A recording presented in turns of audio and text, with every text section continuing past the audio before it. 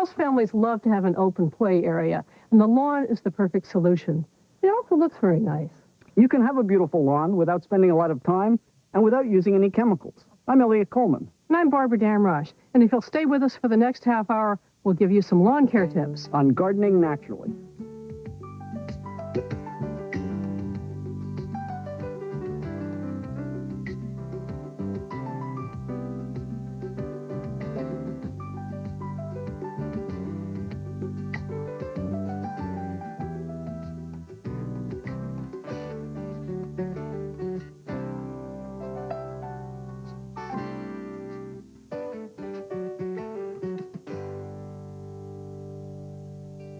Lawns have gotten a kind of a bad rap lately. They're not particularly interesting. A lot of people seem enslaved to their lawns. It seems like they have to spend at least half of every weekend mowing it and taking care of it. But lawns have their positive side, too. I always like to think of them as a large green garden. They make a wonderful frame for other parts of the landscape, and they're one of the few ground covers that you can run on, play on, and generally abuse. Well, that's all very true. I think the problem comes when you have all lawn. Then you have a situation called a monoculture. And if ecology tells us anything, they tell us that diversity is the most important thing to have in your environment. So you have to start thinking about other things you can have besides lawns. And there are many other fine, fascinating ground covers that you can use instead, or in addition to a lawn. Here, I'll show you. There's a large area here between the lawn and the fence with some trees at one end of it that I decided not to have in lawn at all.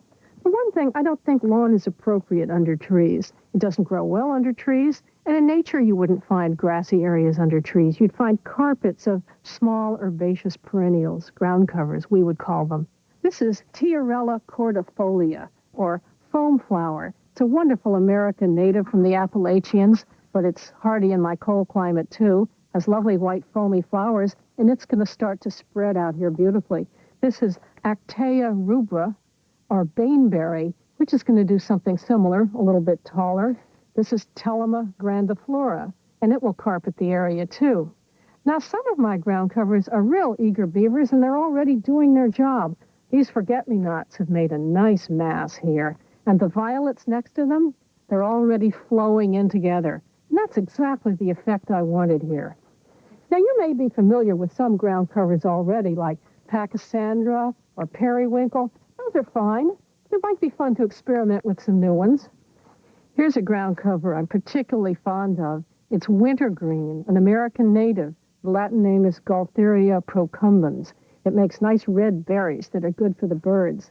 Nice thing about it is that it's evergreen, and it will grow in both sun and shade, in my experience, if your summers aren't too hot. It'll grow into a nice mat here, too. Now, this is one you may know already. This is ajuga, or bugle. This is one called Burgundy Glow, and it's making a nice maroon mass there. And it's growing into my carpet of woolly thyme. I just love woolly thyme. Isn't that nice? And that'll even take a little bit of foot traffic. The reason I've planted these two right here on the edge is that they're going to form almost a mowing strip here.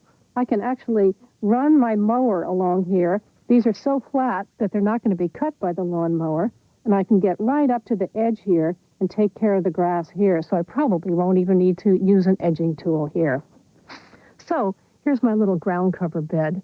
I think the key to remember here is, yes, have a lawn, but decide just how much lawn you really need and think of some creative solutions to those other areas where you don't want a lawn. We planted a little herb and flower garden here, and now we're installing a lawn strip next to it.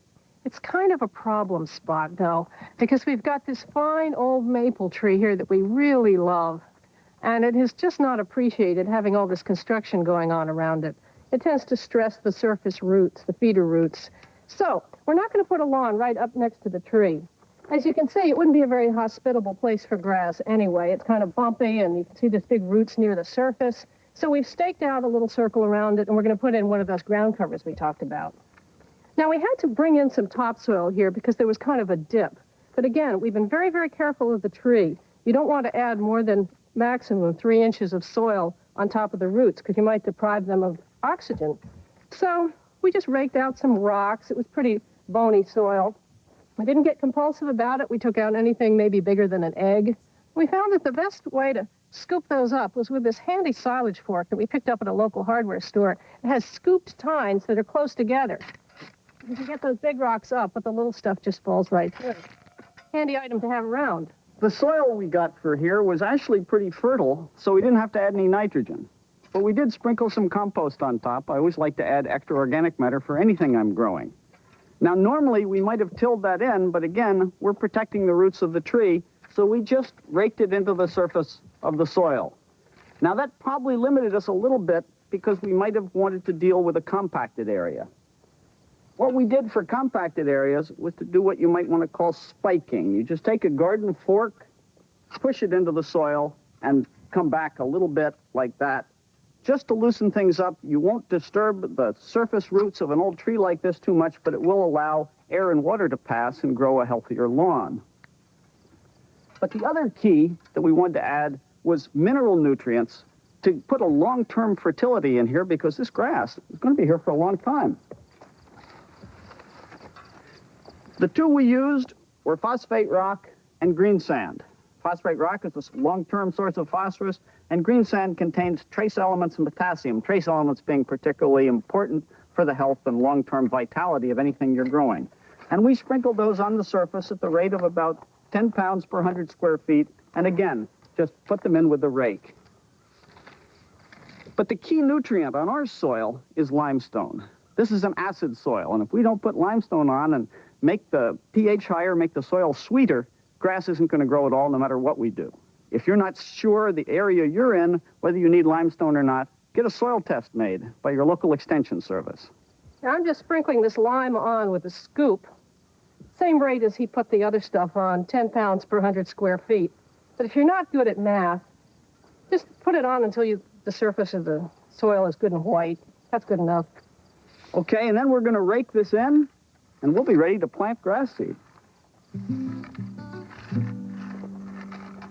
Okay, looks like we got it all nicely raked. We're ready to go. Let's plant some grass. Yeah. Now, we put in our little flower garden in the spring, and we resisted the impulse to put the lawn in at the same time. We forced ourselves to look at all of this bare soil all summer long. But now it's getting close to early fall, and we're going to finally plant the grass. In our climate, fall is definitely the best time to seed lawns. We can count on the fall rains to keep it nice and moist and give the grass all the water it wants.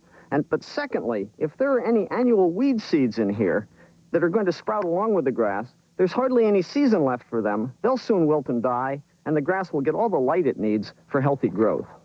But of course, it depends on where you do live. Since we live in a cool climate, we choose a cool season grass. And these are best planted in the late summer or early fall. You're putting it into a nice warm seed bed, and then it goes into some nice, cool, rainy weather to get it off to a good start. It's acclimated to where we're going to put it. If we lived in a warm climate, say zone 8 and warmer than that, we'd choose a warm season grass. Those like warm weather. So we'd plant that in spring, get it off to a good start as you're going into the warm weather. Now, if you're not sure what kind of grass to plant for the place where you live, best thing to do is talk to your local extension service, your hardware store, your garden center, and find out about the many grass varieties that are available and which one is best suited to your climate. To get the grass seed into the ground, you want to spread it some way. On a really large area, I'd use a chest seeder like this. It has a strap that goes over my head. I fill the hopper with seed, set the opening, turn the handle, and it spreads the grass out very nicely. On a medium-sized area, I might rent one of those hand-push spreaders from the hardware store that drop the seed in even rows. Or, as we're going to do, on this small area, by hand. Monsieur. Thank you, ma'am. I'm going to scatter it with an even hand motion, very much way the farmers that used to seed grain many hundreds of years ago. As I spread across, I open my fingers, and it comes out with a very even motion. Remember, I don't want to get it in the flower bed on that side or on that side, and this, as I do it. I might miss a little area, but the grass will fill in there eventually next year when it grows. Now, as soon as Eliot starts putting seed down, I start following behind him and pressing it into the soil. What I'm doing is just dragging the back of the tines of my silage fork gently through the grass seed so that it just presses it in. If I raked it in, it would rearrange the grass seed, and it wouldn't distribute it as evenly. Another tool you could use is just the back of an ordinary rake. Doesn't work quite as easily, but it works. Now, I'm not worrying about the fact that I'm stepping on where I just sowed. You will find that where you've been walking, the grass comes up just as well, if not better, just because you've compacted it with your feet. It would take forever to put footprints all over this whole area. So when we're establishing a lawn, we prefer to come next with a garden roller. What this does is to press the seed and moist soil together so the seeds can absorb the moisture they need to germinate. Now for this, I prefer a roller with an open mesh. And what this does is give me a surface that isn't completely compacted and doesn't inhibit the sprouts of the seeds from coming through. If your roller has a smooth surface, that's fine. It'll work almost as well.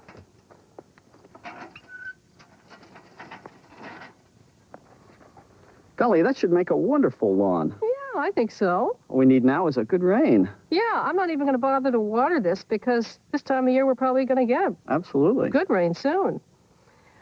That could be too much of a good thing if this were on a sloping site, though. So I'm going to show you what to do if you were planting on a slope. I'm just going to scatter this straw very thinly. I could also use salt hay. Neither of those would have any weed seeds that would germinate in the grass. Very thinly so that the sunlight and the water can both get in, just enough to keep the grass seed from washing away. Well, the rest is up to Mother Nature. And Father Time.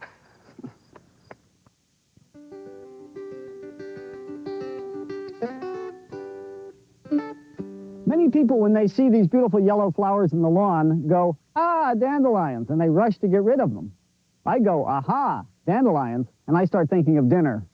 I take an asparagus knife with a nice pointed tip here, push it into the ground around a young one. Hasn't gone to flower yet. It's going to be a lot tastier. That's some of the best eating you could have. Now, we don't have very fertile soil here, so our wild dandelions don't get big. In some areas with fertile soil, they'll get 2 and 3 times bigger than ours. So what do we do for big dandelions? We plant them in the fertile garden. The Europeans have been way ahead of us. They sell seeds for French dandelions, Italian dandelions, and you can have them anytime you want them. So whether you plant seeds or harvest them wild, you really ought to consider dandelions for dinner. If you've chosen the right lawn grasses and prepared your soil well, you're not going to have to do much maintenance on your lawn. We're going to show you a rather extreme example of a lawn that can take care of itself. Now, this is just a nice green patch in front of the tool shed that's next to our vegetable garden. 20 years ago, when we tilled up the garden, we tilled up this lawn area, too. We never planted anything here, but slowly grasses and broadleaf plants came in. And if they were too tall, we'd cut them off with a scythe or sickle. And over time, that favored the low-growing ones, and pretty soon we had a lawn. So these are just grasses that have decided to grow here. We've never even fertilized it, Eliot. And look at the nice, healthy green color it has. Looks fantastic. You know, it's interesting. Turf specialists in recent years have been figuring out that most of the lawn problems that people have is from over-fertilizing. They've been killing their lawns with kindness. They put a lot of nitrogen on. This discourages the soil microorganisms that are keeping the lawn healthy. So as a result, a lot of diseases come in. They're susceptible to pests. They feed them more. They have to keep feeding, and they become fertilizer junkies. All we put on this lawn is just some limestone. And the reason we do that is by raising the soil pH, making the soil sweeter, we create conditions in the soil that favor the microorganisms, and the microorganisms, healthy microorganisms in the soil, lead to healthy grasses. Now, a lot of people worry about the broadleaf weeds that creep into lawns. Basically, lawn grasses are stronger than the broadleaf weeds, and they'll tend to crowd them out anyway, especially if you're mowing. That will discourage the weeds. If this were a more public area, Barbara and I would be concerned about the weeds in here. And if that were true, I'd take an asparagus knife or fishtail weeder like this and poke its sharp edge right into the soil underneath the crown of the plant, and I'd be able to pull them out neatly without disturbing the soil, and the grass would come in and fill around it. If you do a little bit of this at a time, you'd be surprised how large an area you can take care of. And if you can't do it all, maybe you can pay the kids 25 cents a bag for going out and doing it for you. You know, it's interesting, Eliot. This here used to be once considered a noxious lawn weed. Now we know that clover is really good for your lawn. Clover is not only good for your lawn, it's lucky for the lawn. Same way a four-leaf clover is lucky for you.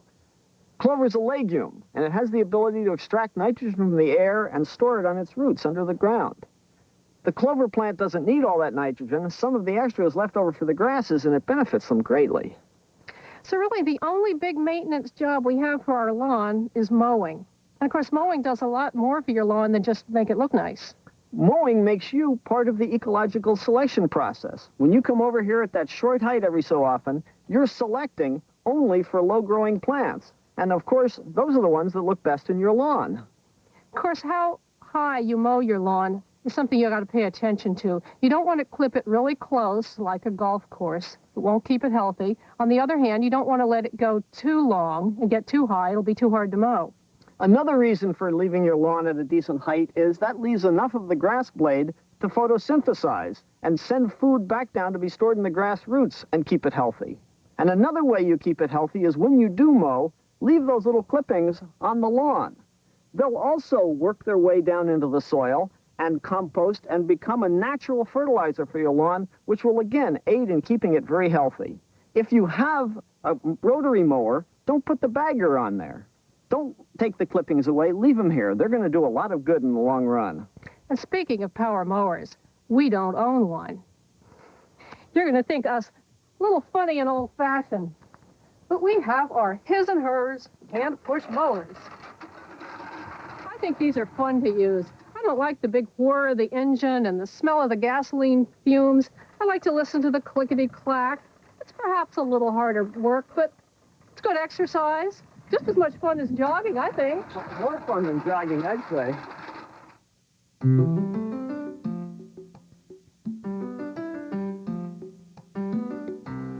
Mowing your lawn with a push mower is really enjoyable.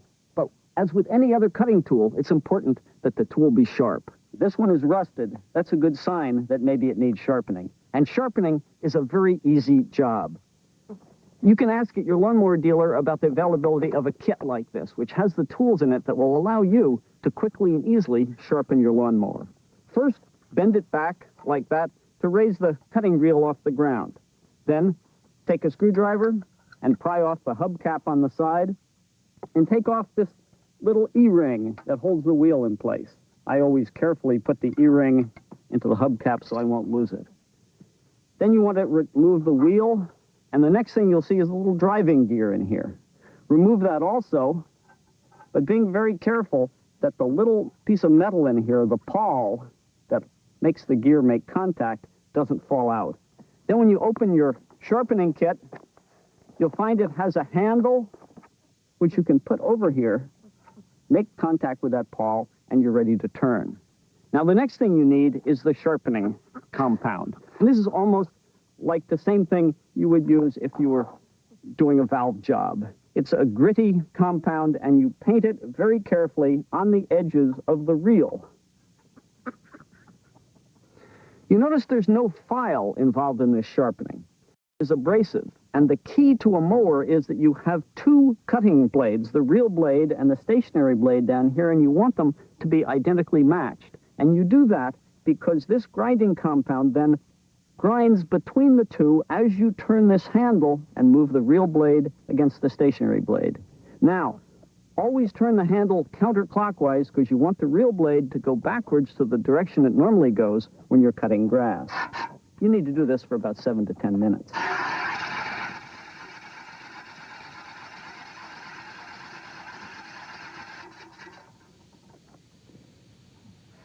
Well, now I think we have a nice shiny blade here. We certainly do. And that's the best indication that it's good and sharp. The next step is to take a rag like this and clean all that compound off both the reel blades and the stationary blade. Now, there's one last adjustment. The stationary blade is held in place by a pair of screws on the back side here. And one of these screws twists and pushes the stationary blade away from the reel blade.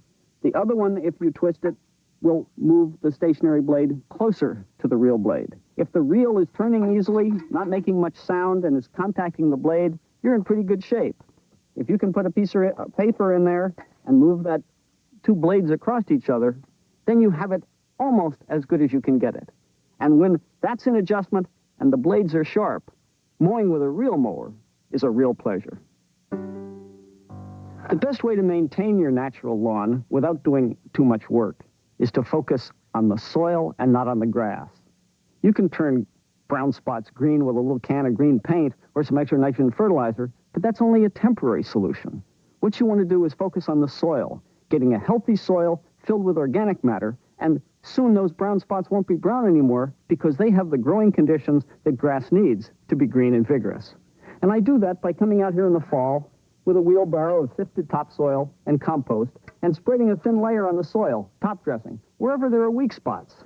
Just a little spread like that, about 3/8 of an inch thick. It works its way down in between the grass blades and gives the soil the vigor it needs to grow healthy green grass. I also think it's important to keep your lawn in perspective. Now, out in nature, there are grasslands, there are woodlands, there are wetlands. So think of your lawn as just the grassland part of your property in a much more varied landscape. Well, those are our thoughts on lawn care. And so for now, goodbye and good gardening. Next on TLC, doing something for your home can be easy, even fun. Check and see here on Homebodies. Then, add value to your home with some serious improvements. The Home Pro shows you how.